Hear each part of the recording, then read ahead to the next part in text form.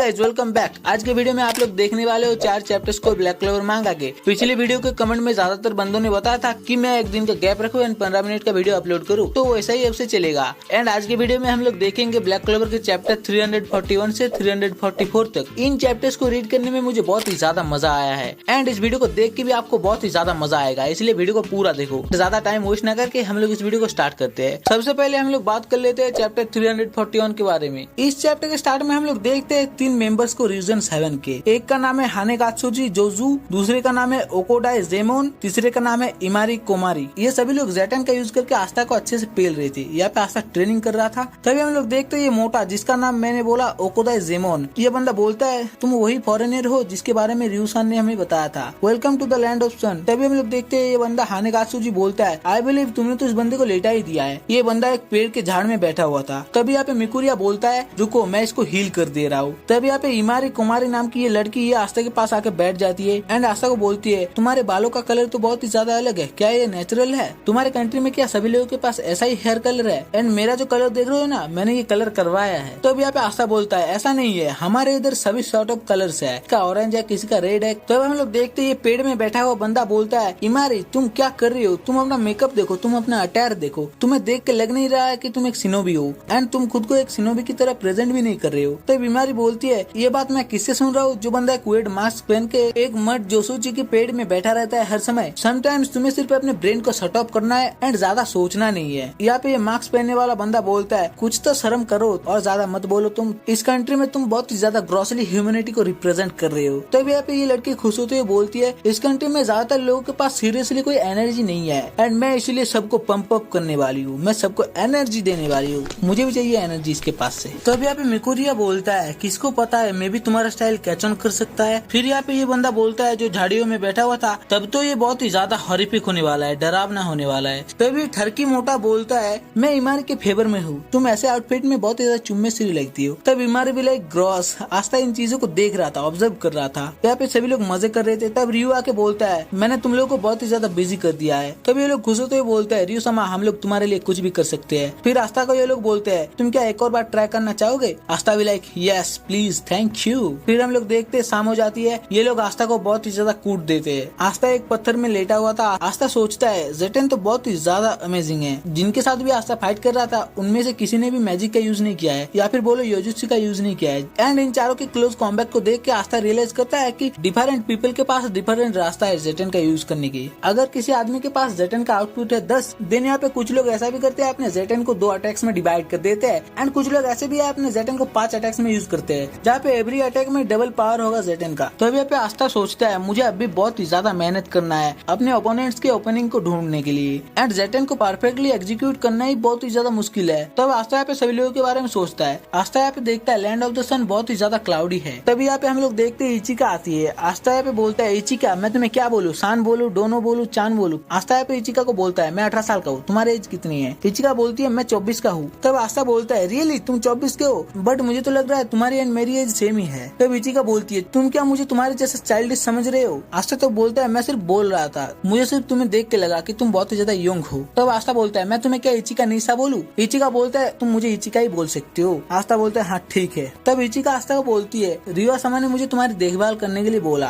इचिका बोलती है despite his appearance रियो समा एक्चुअली में बहुत ही ज्यादा बिजी रहते हैं, लैंड ऑफ सन के एडमिनिस्ट्रेशन बहुत ही ज्यादा अनस्टेबल है। रियो समा अपने टेनगेंत्सु का यूज करके इस नेशन को देखभाल करते हैं। रियो समा का राइट है प्रेजेंट में सब कुछ देख सकता है। आस्था बोलता है टेनगेंत्सु इसका मतलब क्या है? ये क्या बहुत ही ज्यादा बवाल चीज है। तो अब यहाँ पे इचिका बोलती है इवन तो रियो समा के पास कोई भी योरोकु नहीं है, बट वो फिर भी इस लैंड ऑफ सन को बहुत ही ज्यादा मुश्किलों से बचाया है। उन्होंने अपने विजडम एंड पॉपुलैरिटी का यूज करके इस प्लेस को बचाया है एंड तुम्हारे जैसा कोई लूजर फॉरेनर इसके बारे में कुछ भी समझ नहीं सकता है। ऑफ कोर्स नॉट, रियो समा बहुत ही ज्यादा वंडरफुल है एंड उन्होंने अभी मुझे बोला कि तुम्हें ट्रेन करूँ मैं। दैट्स व्हाई अगर मैं तुम्हें हेट भी करूँ फिर भी मैं उनके लिए तुम्हें ट्रेन करूंगा क्योंकि मैं उनको बहुत ही ज्यादा ट्रस्ट करती हूँ। एंड ये इसलिए नहीं है कि वो शोगन है, ये इसलिए है कि उन्होंने मेरी जान बहुत बार बचाई है। I am deeply indebted to him. आस्था इस चीज को देख के यहाँ पे बहुत ही ज्यादा खुश भी होता है। आस्था बोलता है देख के लग रहा है कैप्टन यामी का चाइल्डहुड फ्रेंड एंड सिस्टर बहुत ही ज्यादा अमेजिंग है। कैप्टन यामी से तुम्हारा एंड रियुका की बहुत ही ज्यादा रिजेंबल कर रहा है। तुम्हें पता है कैप्टन यामी पहला ऐसा इंसान है जिन्होंने मेरे ड्रीम को रिकॉग्नाइज किया है। उन्होंने मुझे बहुत ही ज्यादा हेल्प किया है मेरा एक रास्ता ढूंढने के लिए। आई वो कैप्टन यामी ए टॉन्ट। तुम्हारा भाई ब्लैक बुल्स का प्राइड है। इवन इफ वो बंदा बहुत ही ज्यादा रूड है बट वो बहुत ही ज्यादा अच्छा है। तब इचिका बोलता है एनफ हुआ, तो उसके बारे में तुम्हें बोलने की कोई जरूरत नहीं है। तब यहाँ पे आस्था बोलता है क्या मतलब कैप्टन यामी के बारे में, तुम क्या अपने बड़े भाई के बारे में जानना नहीं चाहती हो। आस्था तब बोलता है कैप्टन यामी ने मुझे बताया था कि वो एक फिशिंग ट्रिप में आए थे, फिर जहाज टूटने की वजह से वो क्लोवर किंगडम में आ पड़े थे। तब इचिका बोलता है उसके बारे में जान के क्या होगा, वो प्रोबेबली अभी कुछ नॉनसेंस ही बक रहा होगा। That man is the worst type of scum, मैं उसके बारे में कुछ भी सुनना नहीं चाहता हूँ। तब आस्था इस चीज को सुन के बोलता है तुम उसके सिस्टर होके तुम ऐसा कैसे बोल सकती हो, ये सच है कि कैप्टन यामी बहुत ही ज्यादा रफ है अराउंड द एजेस। तब इचिका बोलती है उस इंसान ने हमारे पूरे क्लैन को एनहाइलेट कर दिया था, सभी को मार दिया था। तब यहाँ पे हम लोग देखते पुराने टाइम में जहाँ पे कैप्टन यामी बच्चा था, जहाँ पे कैप्टन यामी इचिका को उसके साथ रहने के लिए बोलता है। कैप्टन यामी यहाँ पे मछली पकड़ने के लिए जा रहा था एंड यही पे ये चैप्टर खत्म हो जाता है। इसके बाद हम लोग कंटिन्यू करते हैं चैप्टर 342 से। इस चैप्टर के स्टार्ट में हम लोग देखते हैं इचिका बताता है यामी क्लैन के बारे में, जो लोग डिसेंडेंट है एक एसासिन ग्रुप से जिनका नाम है काजिन। पहले के वॉर में उनके एंसेस्टर डिस्टिंग्विश हो गए थे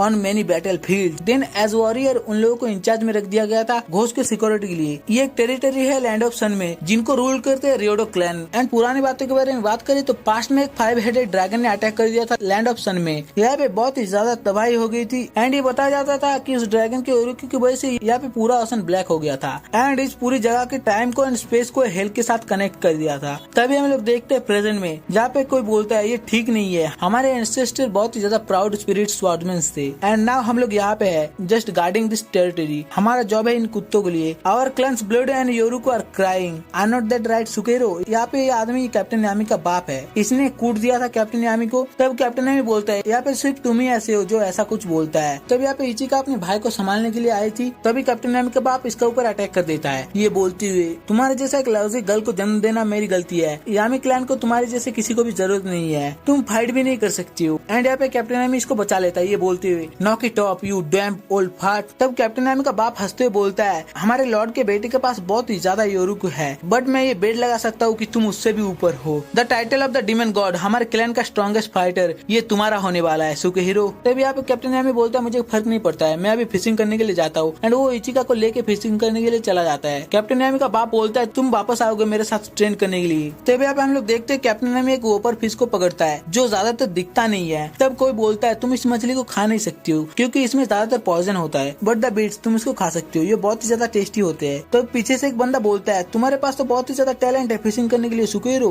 तभी हम लोग देखते दूर से रियू आता है एंड बोलता है रुको मुझे भी ज्वाइन होना है तुम्हारे साथ। तब यहाँ पे इसको कोई बोलता है यंग मास्टर रियोडो तुम्हारे कपड़े खराब हो जाएंगे अगर तुम यहाँ पे रहे। तब रियू बोलता है मुझे भी फिशिंग करना पसंद है। यहाँ पे रियू को कोई बोलता है तुम्हारे केयरटेकर तुम्हारे ऊपर फिर से गुस्सा करेंगे। तब इचिका रियू को बोलता है हेलो मास्टर रियू। तब यहाँ पे रियू बोलता है सब कुछ ठीक है, तुम मुझे रियू बोल सकते हो जैसे यामी बोलता है। तब यहाँ पे कैप्टन यामी बोलता है ये मैटर नहीं करता है तुम कितना ज्यादा फ्रेंडली एक्ट करती हो, हमारे रैंक्स अब भी बहुत ही ज्यादा डिफरेंट है एंड ये चेंज नहीं होने वाला है। रियू तब यामी को बोलता है कम ऑन यामी तुम ऐसा मत करो, मैं चाहता हूँ ये कंट्री ऐसा प्लेस बने जहाँ पे हम सब लोग एक साथ खुशहाल में रह सकते हैं, नो मैटर तुम्हारा रैंक क्या है या फिर तुम्हारा योरुको कैसा दिखता है। तब कैप्टन यामी बोलता है get a load of this no nothing, ये बंदा अभी भी अपनी नींद में है। तब कैप्टन यामी रियू को बोलता है वेल तुम्हारा ये ड्रीम ये बहुत ही ज्यादा प्रीटी है। तब हम लोग देखते हैं प्रेजेंट में जहाँ पे इचिका बोलती है मैं भी ऐसा ही सोचती थी जब उसने ये बोला था बट वो तब झूठ बोल रहा था। It was like our father said, ये बंदा एक डीमन गॉड है just like no even worse than father. Yami जब 13 साल का था उसने हमारे फादर के साथ पूरे एंटायर क्लैन को खत्म कर दिया था, फिर यामी ने हमें अवेंट कर दिया एंड भाग गया। ये बंदा समुद्र के उस पार इजी लाइफ जी रहा है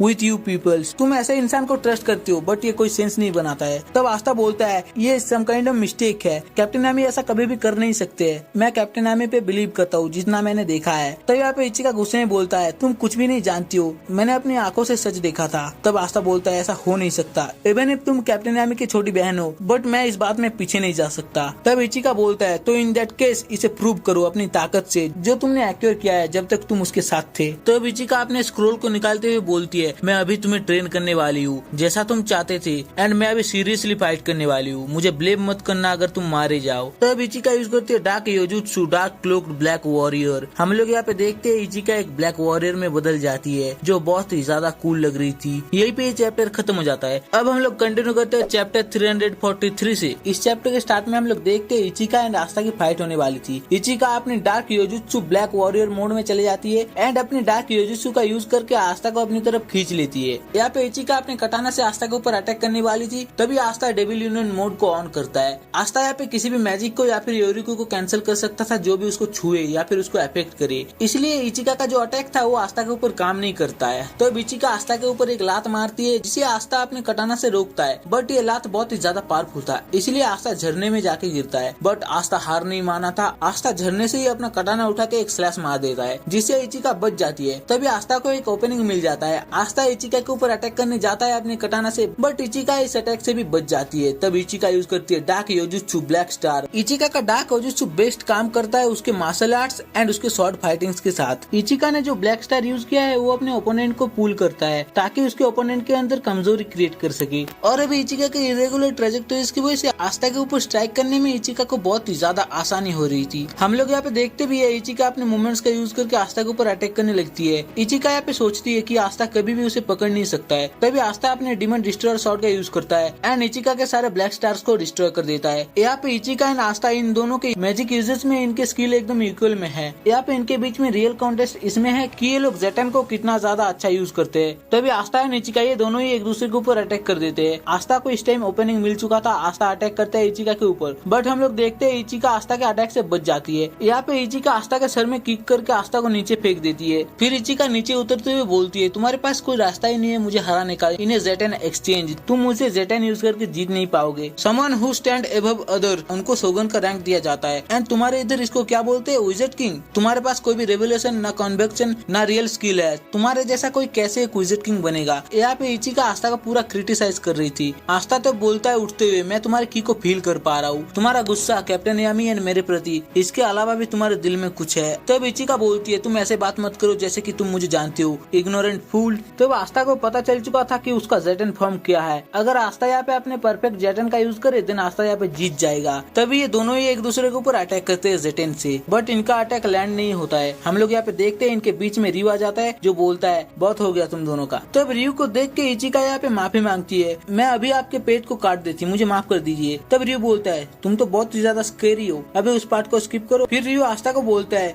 आस्था तुम क्या ठीक हो, तुम्हारे ऊपर बहुत ही ज्यादा ब्लड है। आस्था यहाँ पे नॉर्मल मोड में आता है। आस्था तब सोचता है मैं जेटन का यूज नहीं कर पाया। यहाँ पे आस्था कम्प्लीटली हार चुका था। आस्था ऑलमोस्ट इसका यूज करने वाला था। आस्था जस्ट थोड़ा सा ही दूर था जेटन यूज करने में। तब आस्था रियू को बोलता है तुम्हारे हाथ में अटैक करने के लिए मुझे माफ कर देना। तब रियू बोलता है चलो हम लोग वापस जाते हैं एंड फुमितो की हेल्प से खुद को फिक्स कर लेते हैं। तभी सडनली रियू सेंस करता है कि कोई आ चुका है। लुक्स लाइक वो लोग यहाँ पे आ चुके हैं। हम लोग यहाँ पे देखते हैं सिस्टर लिली को जो पैलाडिन बन चुकी थी, जो बोलती है मैंने तो इस जगह के बारे में स्टोरीज में सुना था, मुझे लगा था ये एग्जिस्ट नहीं करती है, so this is the land of the sun. यहाँ पे सिस्टर लिली के साथ और दो लौंडे थे एंड इन दोनों को आप लोग जानते होंगे। एंड यही पे ये चैप्टर खत्म हो जाता है। अब हम लोग कंटिन्यू करते हैं चैप्टर 344 से। इस चैप्टर के स्टार्ट में हम लोग देखते हैं लूसीफेरे को जो बोलता है ग्रीटिंग्स, तुम कैसा फील कर रहे हो मोरिस। मोरिस बोलता है बैक देन मैं लूसीफेरे के मैनिफेस्टेशन में मिक्स हो गया था एंड मैं अभी जिंदा हूँ आपकी वजह से लूसियस। आपको आज मुझसे क्या चाहिए लूसियस बताइए। तब यहाँ पे लूसियस बोलता है I wanted to bring you as much mutual aids as possible at this time. तभी हम लोग देखते हैं लूसियस एक चेयर में बैठा हुआ था एंड इसके ऊपर 3 कैरेक्टर्स को हम फ्लोटिंग करते हुए देखते हैं जो लोग लूसियस के साथ जुड़े हुए थे।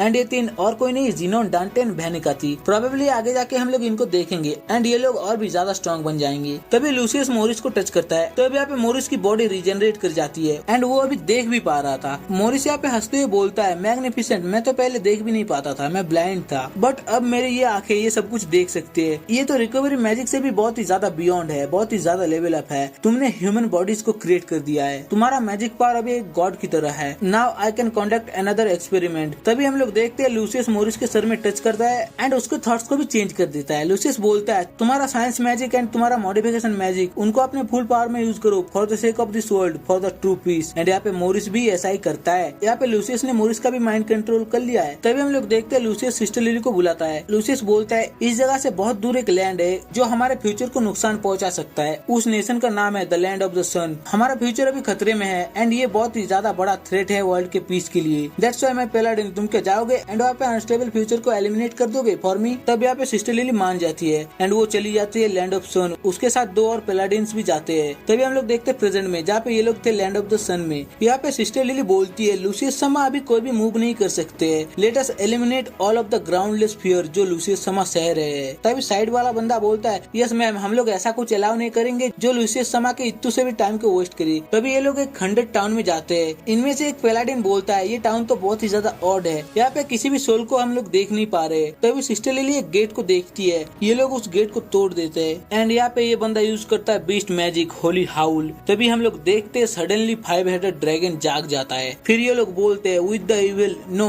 With the holy dragons power let the land of the sun become the foundation of the world peace. तभी हम लोग देखते हैं रीजन 7 के 5 मेंबर्स को। इनको बिलीव नहीं हो रहा था कि ऐसा भी कोई दिन आएगा। ये लोग 5 हेडेड ड्रैगन के साथ फेस टू फेस है, जिसके बारे में पुरानी कहानियों में बताया जाता था। तब यहाँ पे इचिका बोलती है as long as region 7 exist करता है हम लोग एक खरोच भी नहीं आने देंगे लैंड ऑफ द सन में। तभी सीन चेंज हो जाता है। यहाँ पे हम लोग देखते हैं आस्था जो बहुत ही ज्यादा थका हुआ था। हम लोग यहाँ पे देखते हैं रीजन 7 के 2 मेंबर्स को। एक बंदा आस्था के साथ फाइट कर रहा था, दूसरा बंदा झाड़ियों में बैठा था। ये बंदा बोलता है मुझे कोई फर्क नहीं पड़ता है कि तुम कितना ज्यादा डिटरमाइंड हो या फिर तुम कितना ज्यादा गट्सी हो, जस्ट मुझे तुम अपनी ताकत दिखाओ। एंड यही पे चैप्टर खत्म हो जाता है। अगर आपको ये वीडियो अच्छा लगा तो वीडियो को लाइक कर दो और कमेंट में आप लोग अपने ओपिनियंस, थॉट्स सब कुछ बता सकते हो। एंड मिस्टर एनी मांगा इस चैनल को सब्सक्राइब कर लो ऐसे ही वीडियोस देखने के लिए। तब तक के लिए मिलते हैं किसी और एक वीडियो में। Till then good bye.